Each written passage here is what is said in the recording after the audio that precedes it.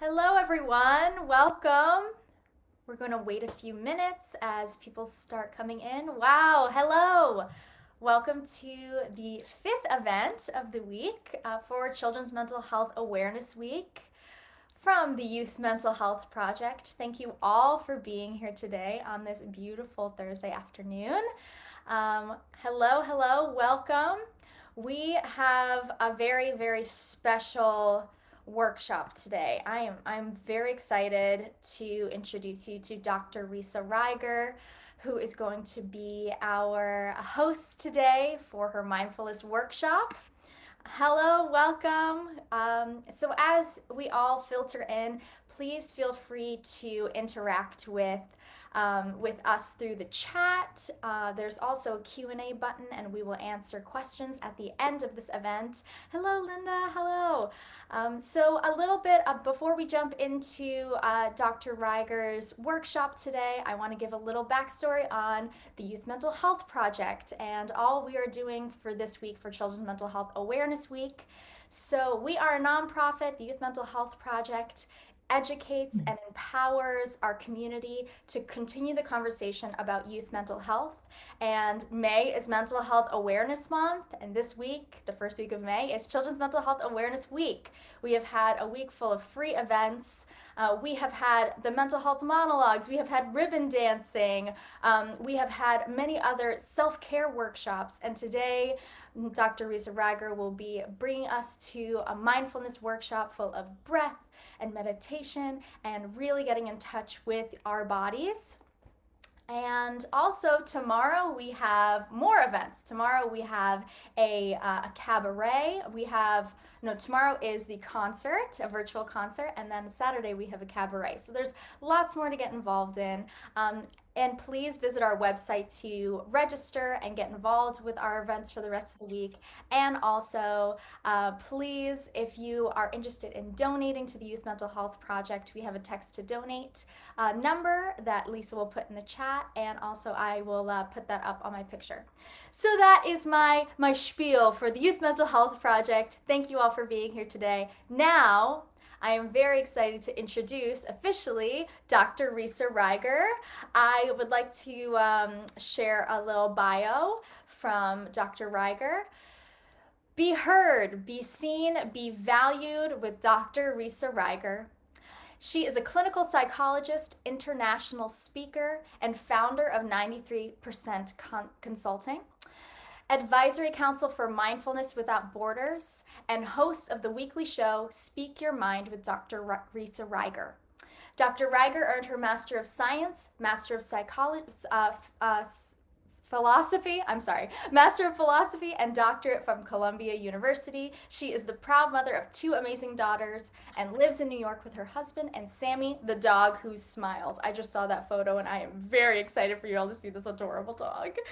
And without further ado, Dr. Risa Ryger, thank you so much for being here today for your mindfulness workshop. And I'm handing it on over to you. Lauren, everyone, I am so excited and so honored to be here with you today, and that this is Children's Mental Health Week. One of the things that we know is that this particular point in time has really taken a hit on our children. And when that happens, needless to say, but I'm going to say it anyway, it takes a hit on us as well. And that the expectations of parenting are huge, huge. If we think about what parenting involves, the physical, emotional, intellectual, spiritual, heartfulness component of raising children, it's just staggering. And yet we wake up the next morning and do it again.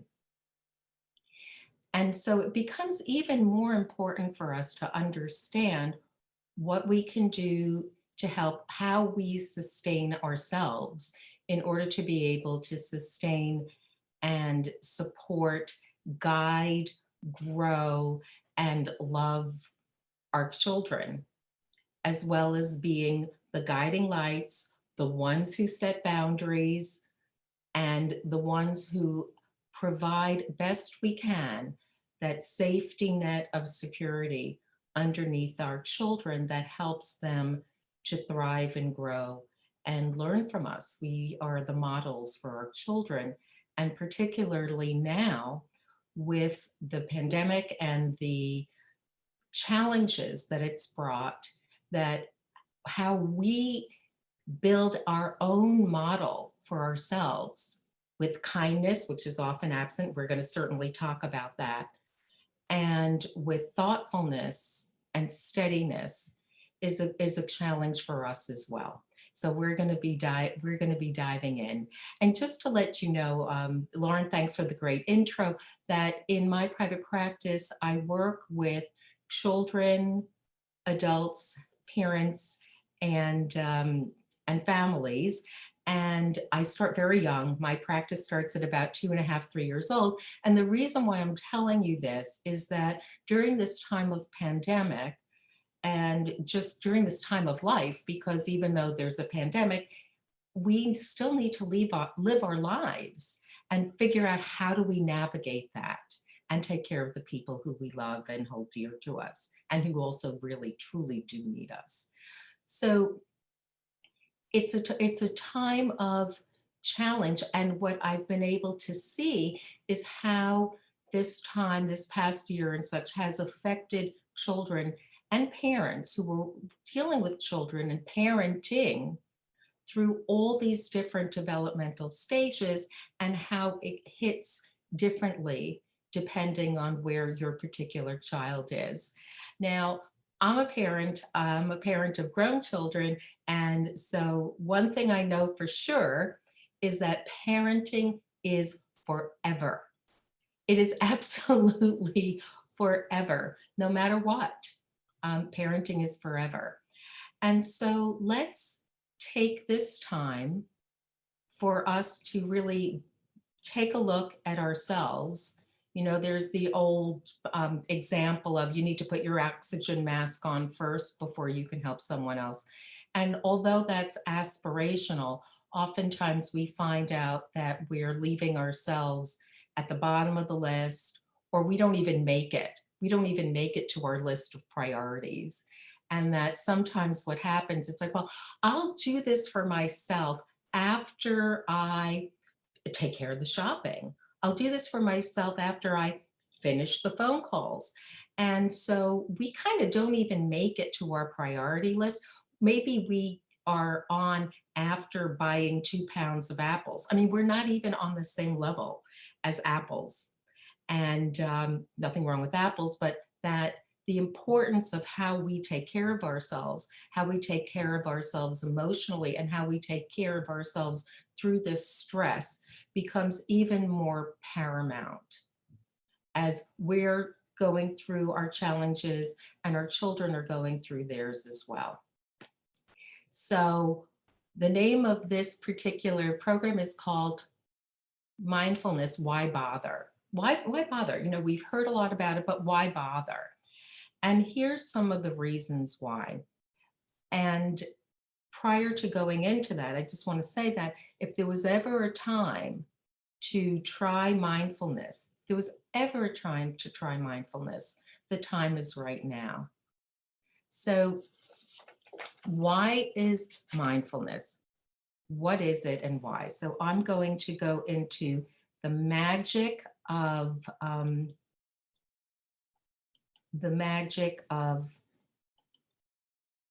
technology here. And here, one more click should get us there. And here we are. So why mindfulness? Why bother? Why should we bother? So this is why. So first of all, mindfulness is paying attention on purpose, without judgment, in the present moment. So if you let that sink in for a moment, it's intentionally paying attention, right? So we need to be able to pay attention. And one of the things that we know is that our attention gets splintered. It becomes hard for us to pay attention. Our attention becomes hijacked. we get flooded with what did happen, what's going to happen. We could be in the middle of something and then think about, oh my gosh, I forgot to do this, that it's hard to stay focused. And that's okay, because the kicker here is that you're going to be unfocused, and the deal is to get back into focus. Okay. So if we move on to our next slide, the basic premise of mindfulness in some respects goes to breathing. And why breathing? We hear about this all the time. Take a breath. We tell our kids, take a breath. We tell ourselves to take a breath. Why is breathing so important? What is this emphasis on breathing? So first of all, we have to breathe to live. And breathing, it's interesting. It's the swinging door between the outside and the inside. And when we're breathing, and we're going to talk about different kinds of breathing, it can signal to our brain that we're safe, or it can signal to our brain that we're not safe.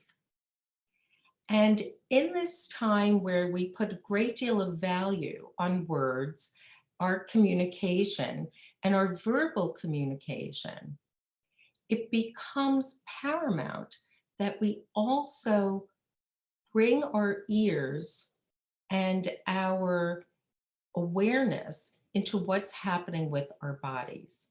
Because feelings just don't happen in our heads.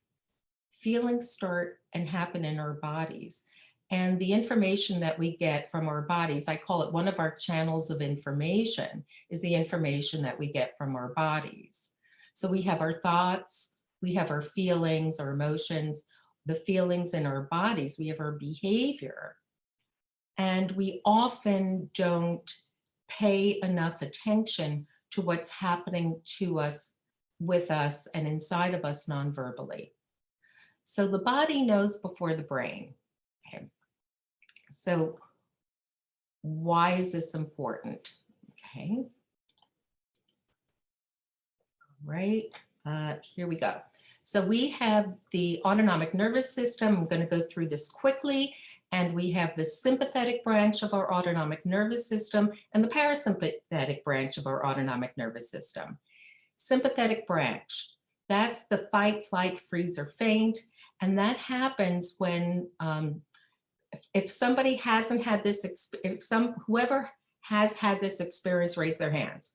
I have, which is that you're agitated, you're in the sympathetic mode, your child says something, or you say something, your kid says something, and then you say the thing that you realize you shouldn't say, hasn't worked before, and you're saying it again, right? So it gets you in that space. Your breathing becomes shallow, the blood flow shifts from your digestive tract so that you're ready for the onslaught.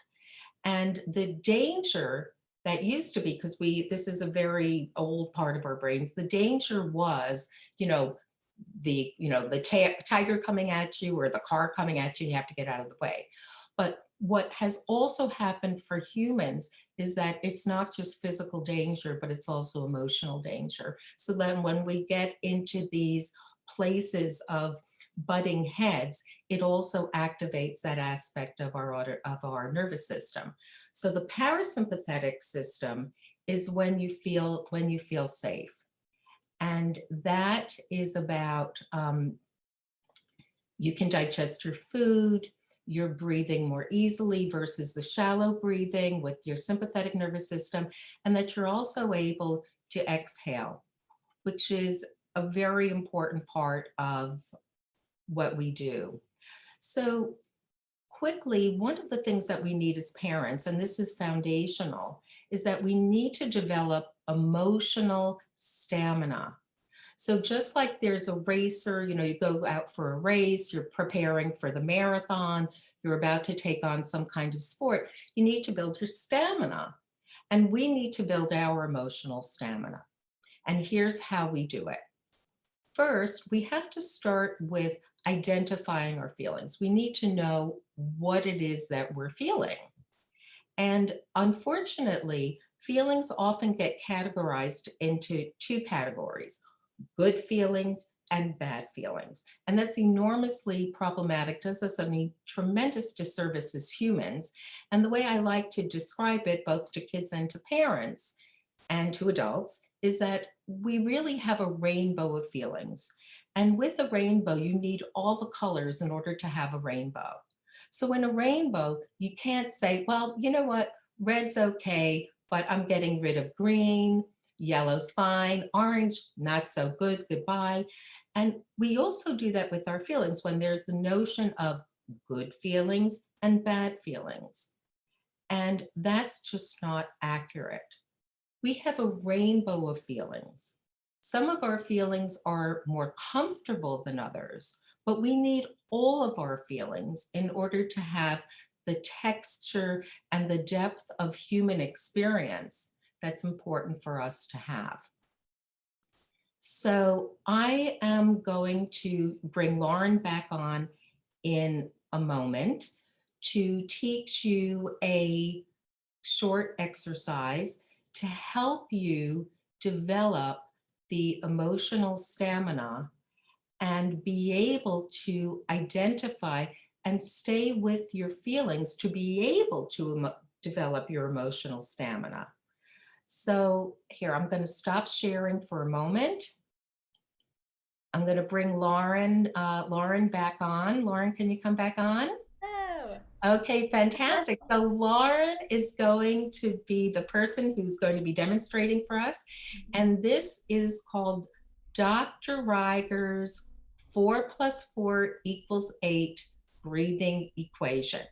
Now I'm going to teach it to her once, and then second time around, please feel free. There's nothing like experiencing this, and then I'll explain it to you.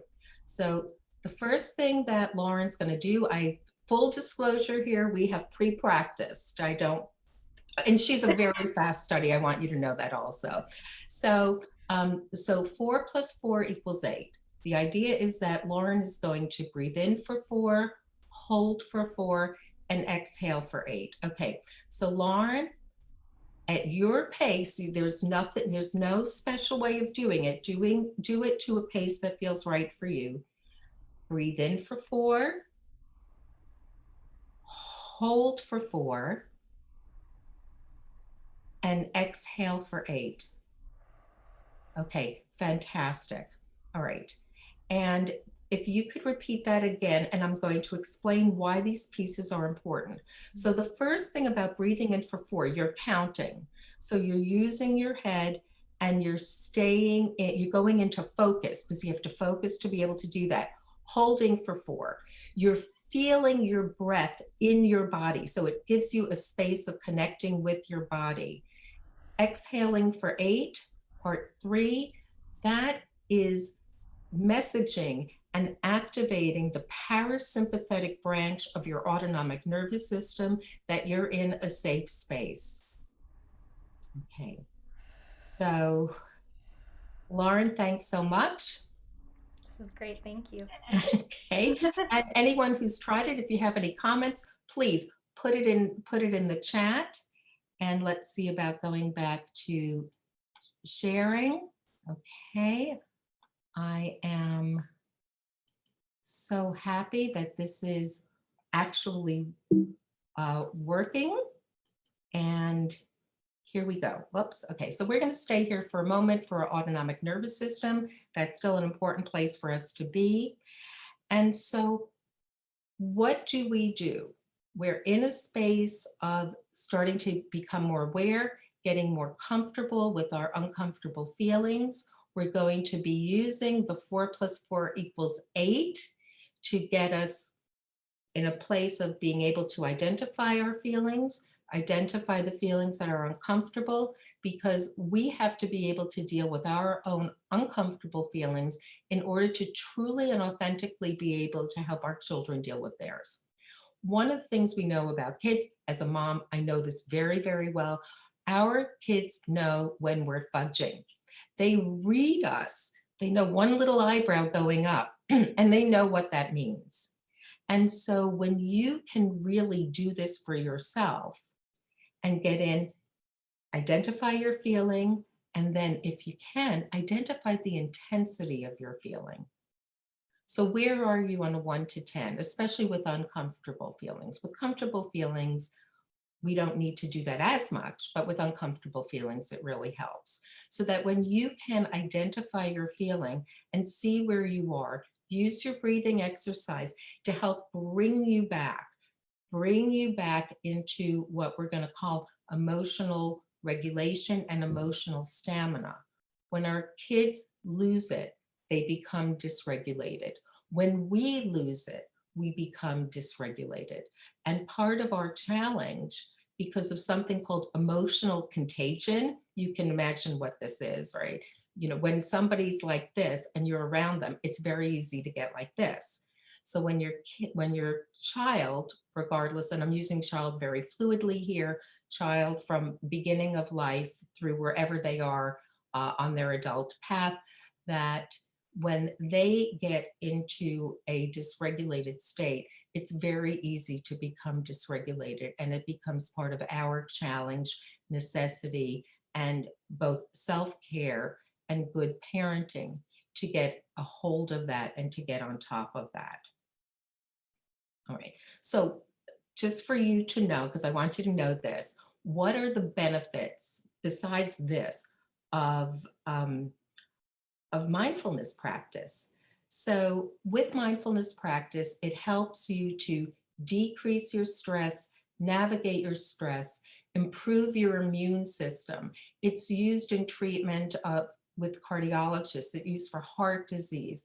It's used in different areas of disease, and to also help us with our own longevity. We have something called telomeres at the ends of our chromosomes, and we have telomerase, which is an enzyme that comes in and does like the little repairs at the end, which is involved in our longevity, how long we're going to live. And when we're stressed, when we're in continued stress mode internally, it interferes with the telomerase coming in and doing their job. We also know long standing effects of stress, and we cannot eliminate stress from our lives. If anybody who tells you that, well, you're going to eliminate stress from your life, it's not possible. Any change comes with stress. Even good change, positive change, wonderful change, happy change comes with stress, let alone the stress and the challenges that we would prefer not to have. But stress comes with change, and it's sort of like the ocean. You can't stop the waves, but you can learn how to surf them. And so that's what we do with our feelings. We're learning to surf surf with them and help ourselves through this process. Now, with parenting, we know that we can get into spaces with our kids when things are really rough with our children, when things are really, really rough. And there are times when we can feel very alone. And at those moments where things are hard, we can feel this aloneness. So it's really important that we be able to identify, and I'm asking you to take a moment right now and identify, what are your expectations of yourself? What are your expectations of yourself as a parent? What do you expect of yourself? Take a moment and think it through.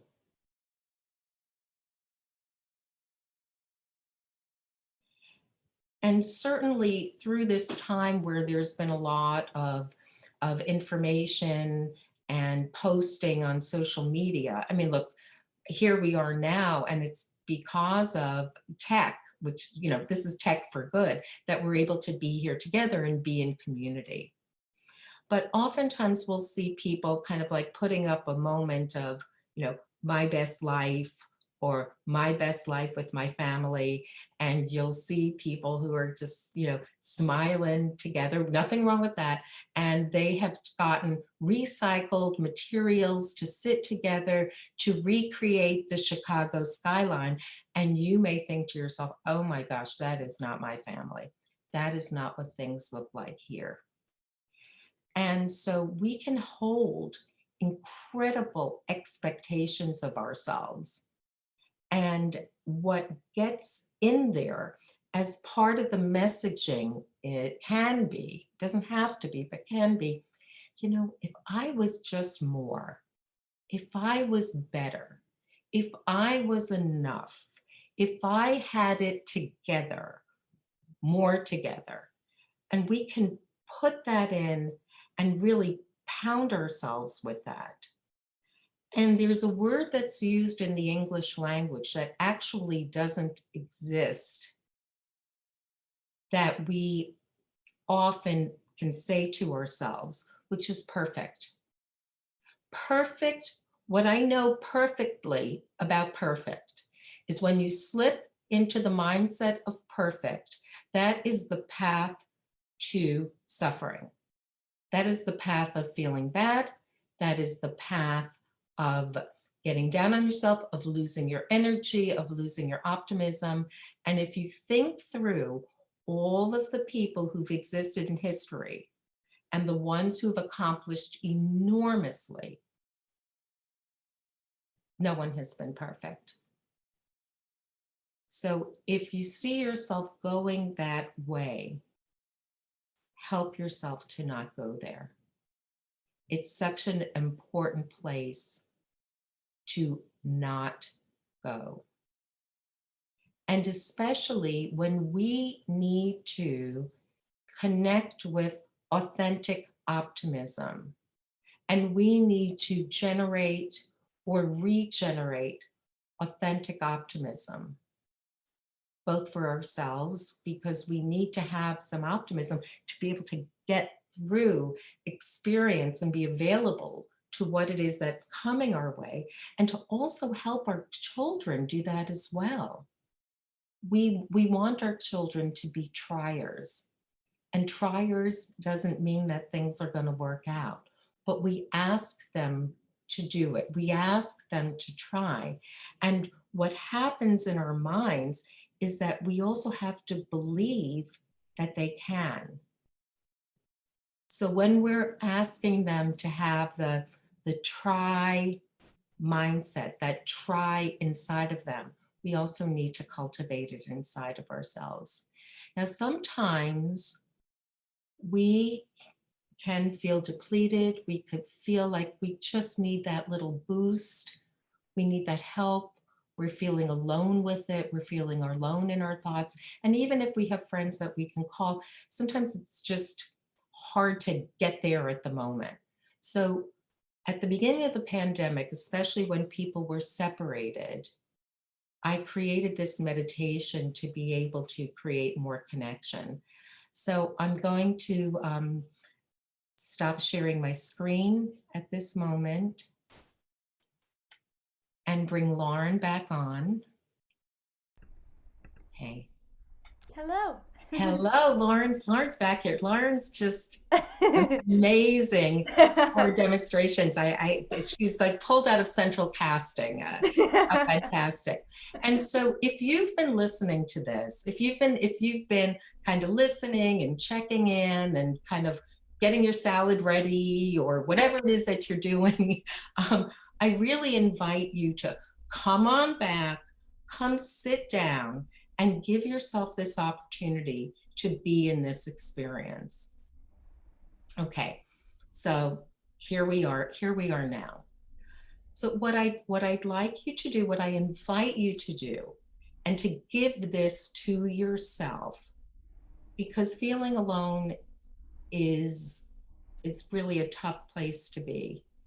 And if I could remember Mother Teresa's quote about feeling alone, it's really the most intense space of poverty is when you feel alone. So this is to help you support you either when you're feeling alone, when you need that boost, that you can do this in from what you have inside of you. So take a moment and think about someone in your life. They could be living, they could have passed away. Think about someone in your life. It could be a family member, a friend, a spouse, an aunt, a grandparent. Um, it could be someone alive or no longer with us. Or if you can't think of someone, think of a character, someone from a movie, whatever it may be, it doesn't matter. But think of someone and make a decision now. Okay? Bring this person into your mind. And as you breathe in, breathe them into you. Breathe in their essence. Breathe in the reasons why you chose that person. Breathe them into you. Take what you need and let go on your exhale. Breathe them into you and then let go of what you don't need on the exhale. And then begin to take your hands and decide, have your hands out in front of you like Lauren's doing, and decide which hand is going to be yours and which hand is going to be theirs. And now take your breath in and out. And with your next in breath, start to put your hands together with your fingers intertwining. Okay. And then on the next in breath, bring them closer and closer. Bring this person into you. Feel their hand going into your hand, intertwining. Feel their hand holding your hand. Think about what it is that they would say to you. What is it? What's special about that person? What would they say to you? Would they say something serious? Would they say something more lighthearted? Would they have a tear in their eye when they said it? Imagine what their hand would feel in yours right now, because if they were here, this is what they would want to give to you. You're not asking for something that they wouldn't want to give. They would give it freely. And it's your place and space right now to ask for it and to bring it into you and to have it for yourself. They would give it right now if they could. But you're helping them give to you, because that's really where it is and what it's about. And take this in, bring your hands to your heart, just as they are, or open to your heart, whichever you want, and just take them in for another moment. Breathe in, take them in, take in that goodness and support, and gently exhale. And on your exhale, you'll know that you have taken that in. And you've taken in the goodness, the love, the support, the reassurance that they can provide for you. And now, whenever you're ready, slowly, in your own time, begin to open your eyes.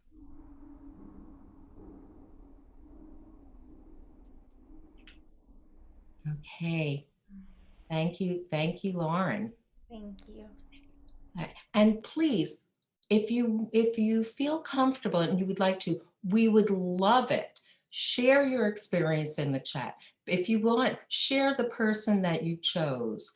And if you want, share a reason why you chose that person. What were you needing to hear from them? What did you want to hear from them? What is it that they could say to you that could be helpful to you at that moment?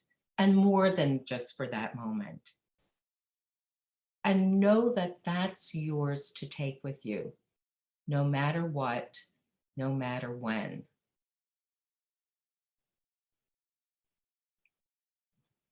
Okay. So now, great. And now we're going back here. And, okay. All right. So why do I have this up? Positive change can happen at any time. Here's why. We are built for change, period. We are built for change. And mindfulness helps us to create new neuronal pathways.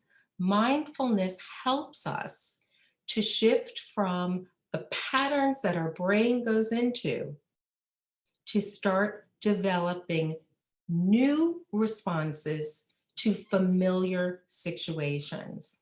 So instead of, for example, for me, kind of saying to one of my kids exactly what I know I shouldn't be saying, at that moment, instead of going there, I have a moment of pause. Maybe I fast do my 4 + 4 = 8. And instead of being reflexive, instead of being reactive, instead of going, kind of having to answer from a place and time inside of myself where I'm not feeling as regulated as I would like, that I go back to my emotional stamina and I make decisions about how I'm going to respond. And already know if I do that, like that's where my itch is. That's what I want to do. I want to do what I've done because that's what I've done, because that's what's familiar. So what we're doing is we're taking a moment of pause and going into what's new, what's unfamiliar, and what feels uncomfortable. Remember we were talking about uncomfortable feelings? This is it. Newness is uncomfortable, but now you're building the courage and the stamina with the tools and the mindfulness you need to be able to do that and make changes. And changes happen step by step, moment by moment. And it's so important. So positive change happens at any time. It can happen at any time. We have neuroplasticity, which is the capacity for our brains to change over time. And so if we've got it, how important is it for us to use it? We don't have to buy it. We don't have to buy it. We don't have to get special equipment. We have it. We just need to help it, to let our minds, to let our brains know what it is we want, what it is we're looking for. And we need to help sustain our minds, our brains, our bodies to get there through practice. So don't give up. There's no reason to give up. Don't give up. You can instigate, you can start change literally, seriously, with your next breath. Don't give up. So I'm going to bring Lauren back. Here, I'm going to stop sharing and bring Lauren back for our there's, by the way, I just want to let you know that at the very, very end, there's a surprise. At the very, very end, Yes, there is. Don't There's miss a surprise. I surprised Lauren today. At the end, there's really a surprise. So stay with us. Stay with us. You'll want to Stay with us.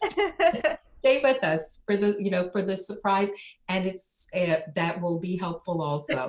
Okay, fantastic. Okay, so this meditation is called Kind Wishes. And so we need to give kind wishes. We need to give kind wishes to ourselves. We need to send kind wishes out into the world as well. And so, Lauren, and I'm going to ask you to close your eyes. Everyone, if you want to come on in. If you feel comfortable closing your eyes, fine. If you don't feel comfortable closing your eyes, that's okay. That is not the important part. The important part is that you participate. Remember when you asked your kids to try when they were little, you wanted them to try a different food, you wanted them to try a new activity, you wanted them to try reading, you wanted them to try this and that or the other thing. This is your moment to step up for yourself to try. Okay, so if you want to close your eyes, close your eyes. We've already been practicing some breathing. So bring the focus of your attention to your breathing, wherever you feel it most easily, whether it's in your nose, in your chest, in your abdomen, whatever's easiest for you. And go into that space and just bring the focus of your attention on your breathing, on your inhale, on your exhale. When your inhale shifts to your exhale, and when your exhale shifts and transitions into your inhale. And if for any reason your mind wanders, which it does, gently, kindly bring it back to focus. We have to do it 100 times, a million times. Gently bring it back to focus, because that's where the practice is at, is noticing when our minds have shifted and bringing them back into focus. And so now, take another in-breath and another out-breath. And in your own time and in your own voice, in your head, you can either say it in your head or if you want to say it out loud, whatever works for you. We know that all beings want to be happy, all beings want to be healthy, and all beings want to be safe. And that needs to start with us. So inside or out loud, say to yourself, may I be happy. May I be happy. May I be healthy. May I be healthy. May I be safe. May I be safe. May I send kindness. May I send kindness. And now think about your family and whoever it is that goes into your vision, your notion, idea of family. And let's send to them as well. May my family be happy. May my family be healthy and happy. May my family be healthy. We can say it twice. It's a good one. May my family be healthy. May my family be safe. May my family be safe. May my family send kindness. May my family send kindness. And now, because we have so much generosity inside of us, we're going to think about someone we don't know well at all. Maybe it's that person who's delivering your UPS packages, or the person at Starbucks who's giving you your coffee, or someone who's given you a ride, or someone you pass on the street, whoever it may be. And pick that person that you don't know well, because you have enough generosity in your heart to give out, and say, whoever that person is, may that person be happy. May that person be happy. May that person be healthy. May that person be healthy. May that person be safe. May that person be safe. May that person give kindness. May that person give kindness. Okay. Just take a moment and notice what you're feeling in your chest, what you're feeling in your head, what you're feeling in your shoulders, what you're feeling in your body, what you're experiencing right now, and take a breath in to seal it in. Seal it in. And then when you're ready, open your eyes. I feel so much lighter. My chest, my shoulders, they feel so much lighter. Fantastic, fantastic. So and glad that I could be your your helper. It feels so good. I'm thrilled. It's a fantastic partnership. This is a fantastic partnership. So I'm going to share the screen one more time. Okay. Okay. Here we go. And all right. And so here's Sammy. Here's my dog. She's my first dog.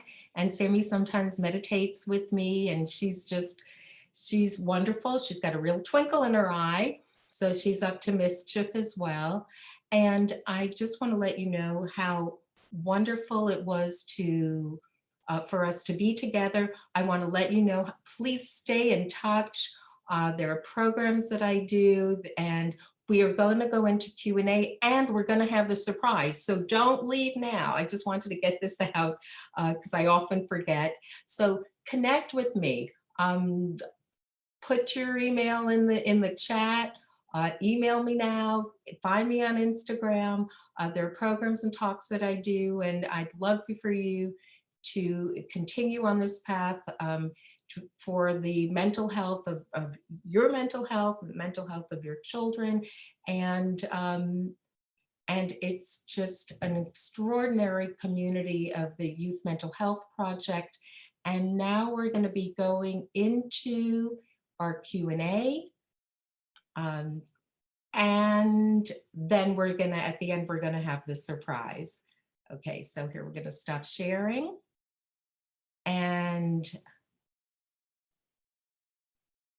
And Lauren, are you going to Yes. be the moderator I of will be the questions moderator. and sharings? And by the way, for the people in the Youth Mental Health Project who are here, if you have any questions, you're also invited to put your questions in the chat.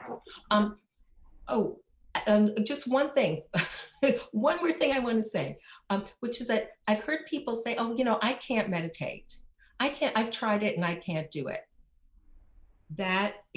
I'm busting that myth right now. If you're washing potatoes and you can focus in on how those potatoes feel and pay attention at the moment to that, you are meditating. It's informal practice, but you are meditating. So don't pull yourself out before you've gotten yourself in. Don't exclude yourself. You can find a spot. I promise you that you can find your space. Okay, Lauren, take it away. All right, so we have a question from Sarah Bass. Do you have any other things you could teach for mindfulness, particularly with teenagers? You mean for I teenagers? believe for teenagers. For teenagers. That's a really great question. And uh, the reason why it's a great question is that oftentimes it's these same kind of practices. We morph them a little bit differently, but it depends on your uh, your teen and how they will receive it. Um, and so, so it's kind of the slant. I mean, the kindness is great for teenagers because teenagers are able to connect with that. The 4+4=8. I've worked with so many teens who are experiencing anxiety. They have anxiety going into school. They have anxiety with tests, and being able to do the 4+4=8. Everybody remembers that. And so that these practices can absolutely be adapted for teens. They can take it straight on, or we just have to kind of package it a little bit differently. Um, and for, sometimes, and I've used this, if you have a snow globe, shake the snow globe, shake it up, and have your teen just stay with the snow globe until the snow globe settles. And one of the things that's really very cool about that is that there's no talking that's required. And so if you and your teen are getting into it a little bit, you can take out the snow globe. And the commentary about the snow globe is that when our emotion, and as a parent, do not say it like this. Do not say it like this because your kid isn't going to hear it. Um, but if you take a snow globe and you shake it up, like that's what happens when you're really like all upside down inside. It's like the snow globe, and you can't see clearly. Just like with the snow globe, you can't see clearly. You have to wait for it to settle before you can see clearly. Now, seeing clearly, of course, also reflects and responds back to thinking clearly. When our emotions are like this, Mhm. it becomes very difficult to think clearly and be able to be responsive. Get a snow globe.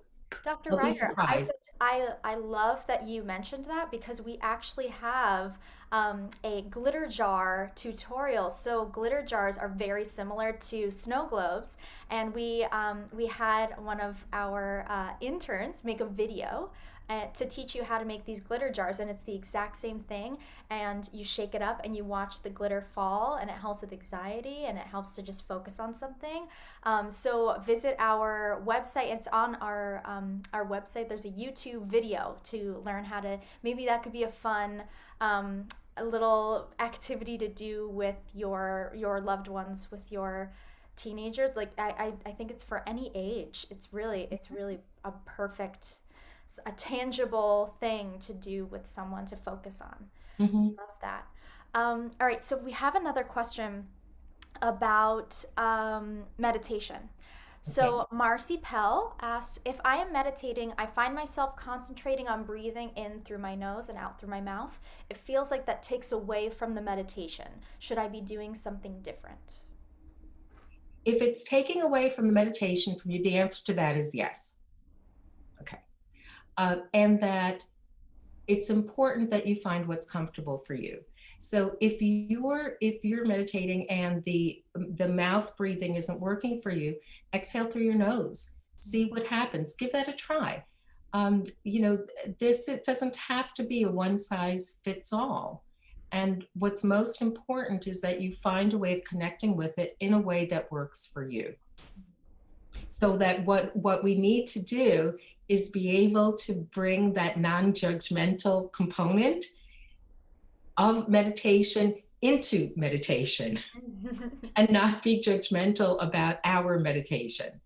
If you have been meditating either with formal or informal practice, you're doing it right. If you're trying and if you're doing it, you're already doing more that's right than not. Just starting is the most important step. Absolutely.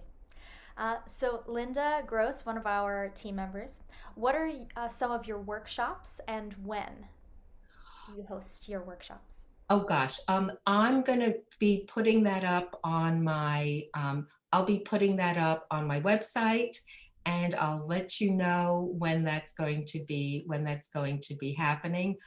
There's a workshop that I give on disruptive self-ownership, about how we own ourselves and the importance of owning ourselves and not leaving parts of ourselves behind. And so mindfulness practice is an important aspect of that. So go to my website and we'll be having dates put up on that. Perfect. And we will be posting this entire video that has all of Dr. Ryger's information. And we will be sure to be sharing her website and all of her contact info on our social media and on our website. So be sure that you will have all of that information readily available. Does anyone have any other questions?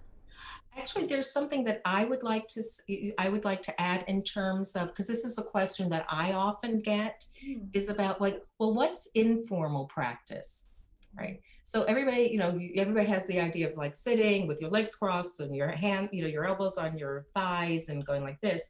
But there's also something called informal practice. Informal practice means that you're intentionally paying attention. So starting in your morning, you could intentionally be paying attention to how you're brushing your teeth and what that feels like, what the shower feels like for you, what it feels like intentionally paying attention to your experience and what it feels like for you to put on your clothes. Does one article of clothing feel different than the other? How do the different textures feel on you? This is about awareness and building awareness. And I believe that in schools, the ABCs really need to be attention, balance, and compassion. And for us, we need to do that also. We need to fortify and strengthen our attention, maintain and strengthen our emotional stamina to build our balance and staying regulated, and be able to bring compassion as we did in the kindness meditation to ourselves. And that self-compassion is really important, and compassion really needs to start with you. Don't keep yourself off your compassion list. And so I think it's time for our surprise. Yes, and while you pull that up, we have one more question about your dog and what breed it is. Which is important Okay. too. Okay. Sammy is a Bichon, A Bichon and Frise? she's a Bichon, and she's really a joy, and full of mischief, just like families, juicy and complicated and messy, and and just like life, Awesome. right? Okay, so here we go. Just click here, and this is our song. So this is our song. So who's going to be unmuting themselves? Lisa, are you unmuting? Anybody who can unmute? Can our audience unmute? If anybody wants to unmute, what do they need to do to unmute? This is good. What, last minute, people, last minute. So hang in there. Anybody who wants to unmute? Okay, unmute. All right. Is this key good for you? I call it the feelings rainbow. It's to the tune of If You're Happy and You Know It, but there's a little more to it. Okay. Are you ready, Lauren? Yes, I'm not Lisa, sure if you people can ready? unmute themselves. I think Lisa's in charge of that, but you and I can We'll start. We'll sing for start the and dog. sing along. Sing along. Sing along. Okay. If you're happy and you know it, have Have a a smile. smile. If If you're you're happy happy and and you you know know it, it, have have a a smile. smile. If If you're you're happy happy and and you know it, And then then then your your your face face will face will will truly show show. it. show it. If If If you're you're happy happy and and you you know know it, it, have have a a smile. smile. All right, let's pick up the pace. If Okay. you're If you're sad sad and you and you know know it, it, hug hug yourself. yourself. If If If you're you're you're sad sad sad and and you you know and it, hug hug know yourself. yourself. it. If you're If If you're you're sad sad sad and and you you know know it, it, then then your your face face will will truly show it. If if you're you're sad sad and and you you know you it, know know it, it, hug hug hug yourself. yourself. yourself. If you're You're angry angry You're and you angry know and know it, it. take Take a a take a breath. breath. breath. If you're You're angry and angry and you you know know it, it, Take take a a take breath. breath. a breath. If If you're you're You're angry angry angry and and and you you you know know know it, it, it, then then then your your your face face face will will will truly truly truly show it. show show it. it. If If you're you're If angry you're angry and angry you and you know it, know it, take a take and a breath. you know breath. I'll take it. If you're Happy, happy, sad, sad or or angry, angry, that's that's that's okay. okay. okay. Your If feelings feeling rainbow changes changes through through the the day, day. So take a moment now to now show them, and and your your heart heart will will also always know them. know Know them. them. Let your Let your feelings in feelings and in own and them own them every every day. day. Yay! Thank you so much. What a wonderful community. Everybody keep breathing, keep yourself steady, keep your optimism. Positive change can happen at any time. Thank you so much, Dr. Risa Ryger, and thank you all for joining us for our event today for a mindfulness workshop. We will be posting this full video on our website at ymhproject.org, and be sure to join us for the rest of the week for our free virtual events for Children's Mental Health Awareness Week. Thank you all. Have a wonderful rest of your Thursday, and thank you so much, Dr. Ryger. I really appreciate you being here.